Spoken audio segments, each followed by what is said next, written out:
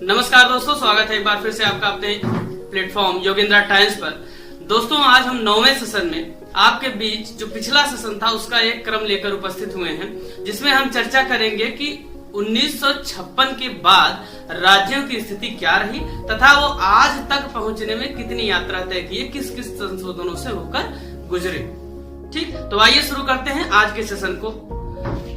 दोस्तों, सबसे पहले हमने कल चर्चा की थी 7वें संविधान संशोधन 1956 द्वारा राज्यों का पुनर्गठन किया गया, जिसमें 14 राज्य तथा 6 केंद्र शासित प्रदेश बनाए गए। राज्यों का मतलब ये होता है, इन्हें आप अभी जो पढ़ेंगे पूर्ण राज्य के रूप में पढ़ेंगे। पूर्ण राज्य का मतलब ये हुआ को शासन प्रशासन अपना खुद देखेंगे, जबकि संघ शासित राज्य का अर्थ ये हुआ कि उनका शासन प्रशासन कौन देखेगा? केंद्र देखेगा। ठीक है ना।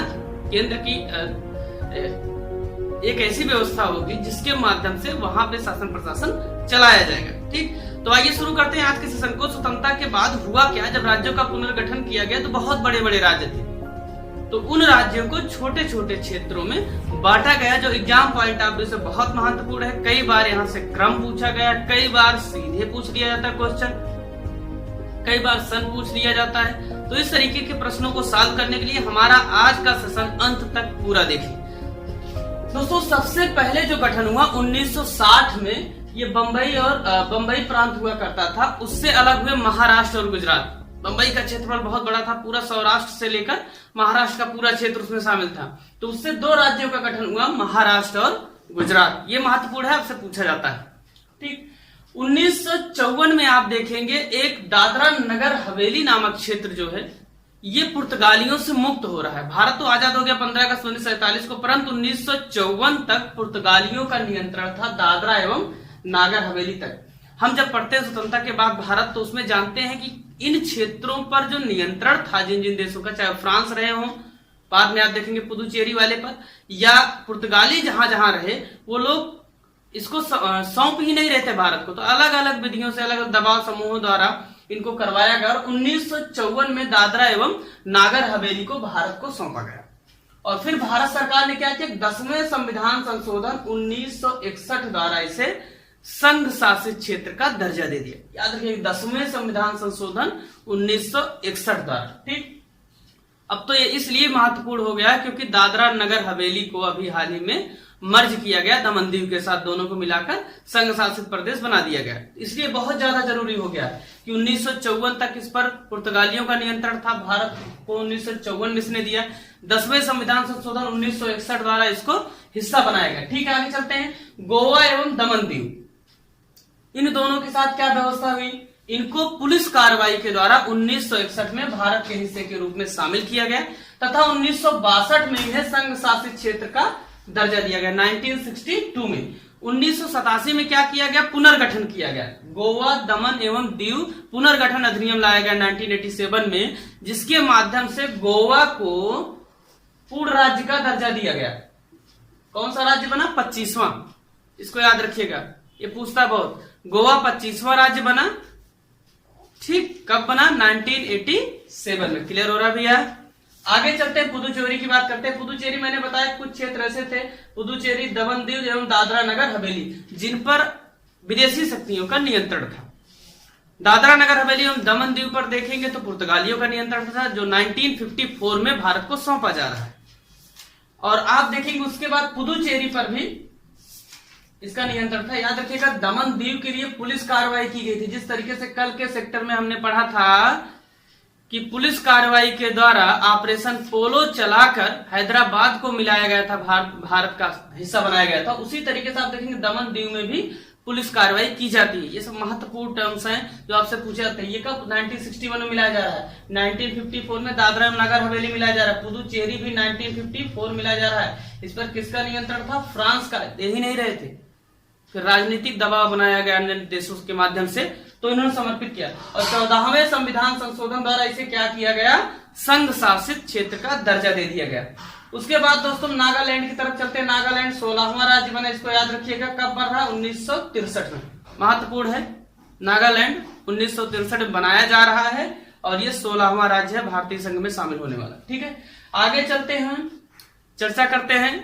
3 ऐसे स्टेट फॉर्म हो रहे हैं। एक्चुअल में हुआ क्या कि जो उत्तर भारत है वहां पे पंजाब के क्षेत्र में हिंदी भाषा को लेकर मतभेद हो गया, जिसके लिए 1966 में एक आयोग बनाया जाता है जिसका नाम था शाह आयोग। कब बनाया था? 1966 में। ठीक, 1966 में जब ये बनाया गया तो इसने एक सुझाव दिया कि जो हिंदी भाषी लोग हैं उनके लिए हरियाणा का गठन कर दिया जाए।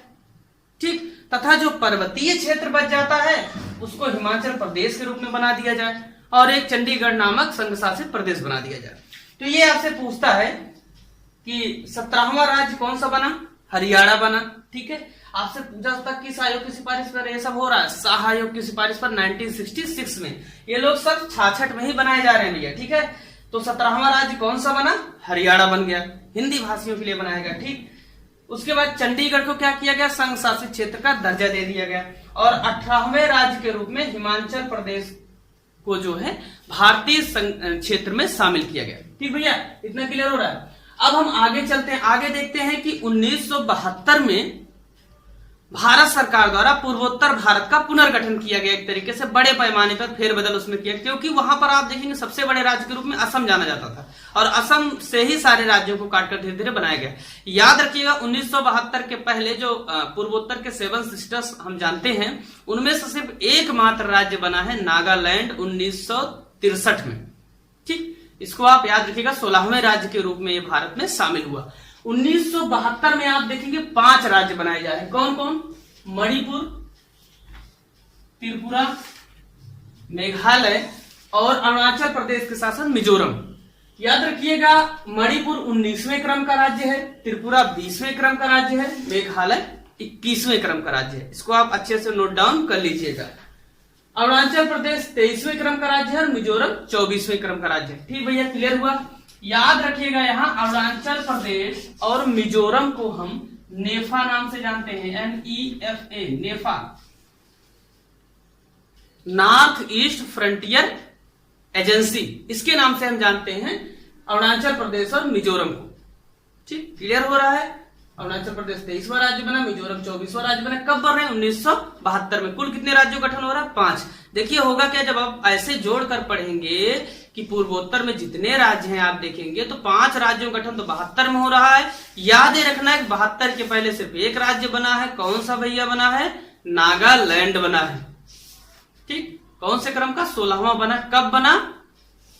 ठीक, 63 में। तो इन सब चीजों को आप अच्छे से याद कर लीजिएगा। उसके बाद क्या हुआ? सिक्किम बनाया जाता है। सिक्किम को हमने कल ही बात किया था कि अनुच्छेद 2 के तहत भारतीय संघ का हिस्सा बनाया गया। इसमें क्या किया गया? सबसे पहले 35वें संविधान संशोधन 1974 द्वारा सिक्किम को सह राज्य का दर्जा दिया गया। सह राज्य का आशय ये होता है कि वहां पर जो विदेश है, संचार है, इस तरीके की जो नेसेसरी कंडीशंस होती हैं उसको छोड़कर बाकी सारे पर किसी एक विशेष राजा या जो भी वहां पर शासन कर रहे हैं उनका नियंत्रण होता है। तो मैंने कल के सेशन में आपको बताया था कि 1974 में वहां जो चोग्याल वंश का राज चलता था, वहां के राजा ने भारत सरकार से निवेदन किया उन्होंने कि सिक्किम को भारतीय संघ में शामिल कर लिया जाए। तो क्या किया गया कि 35वें संविधान संशोधन 1974 के माध्यम से सह राज्य का दर्जा दिया गया तथा 36वें संविधान संशोधन 1975 के माध्यम से सिक्किम को क्या किया गया? 22वां राज्य बनाया गया। इसको आप याद रखिएगा, सिक्किम को 22वें राज्य के रूप में भारतीय क्षेत्र में शामिल किया गया। सिक्किम क्या है? भारत का ही नहीं परंतु विश्व का ये एकमात्र ऐसा राज्य है जो पूर्णतः क्या है? हरित है। ठीक, ये सब चीजें आप याद रखिएगा। उसके बाद क्या हुआ? सन 2000 में बहुत बड़ा रिफॉर्म किया गया। ये मुख्यतः उत्तर भारत में किया गया। इसमें किया क्या गया कि मध्य प्रदेश से छत्तीसगढ़ नामक एक नया राज्य बनाया गया, उत्तर प्रदेश से उत्तराखंड नामक एक नया राज्य बनाया गया और बिहार से एक नया राज्य बन रहा है झारखंड। इनका क्रम क्या है? 26वें राज्य के रूप में छत्तीसगढ़, 27वें राज्य के रूप में उत्तराखंड एवं 28वें राज्य के रूप में झारखंड।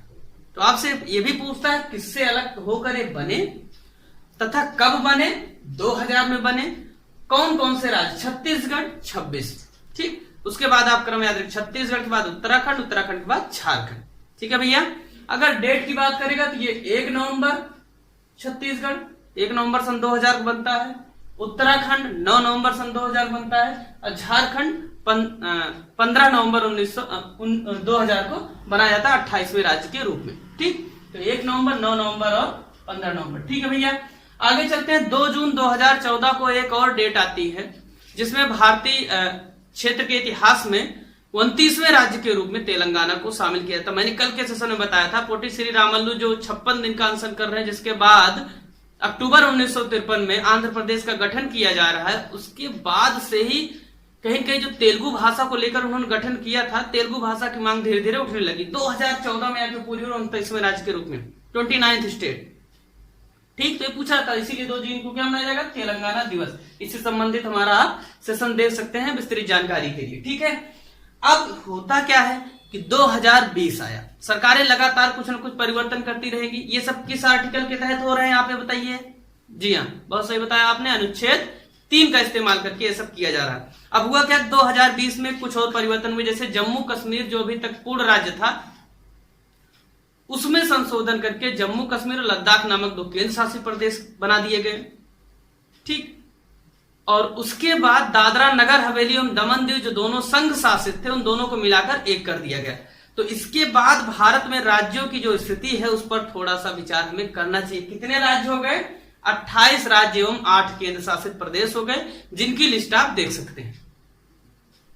ठीक, तो कैसा लगा आज का सेशन आपको हमें कमेंट करके जरूर बताएं। साथ ही साथ चैनल को सब्सक्राइब करें, ज्यादा से ज्यादा लोगों को जोड़ें, क्योंकि जब तक हमारा प्रयास उन तक नहीं पहुंचेगा जिन्हें इसकी जरूरत है, इसका कोई मतलब नहीं रह जाता कि हम कितनी मेहनत कर रहे हैं। ठीक है, कितना खून पसीना बहा रहे हैं। ठीक है ना, तो बने रहिए हमारे साथ। बहुत बहुत धन्यवाद।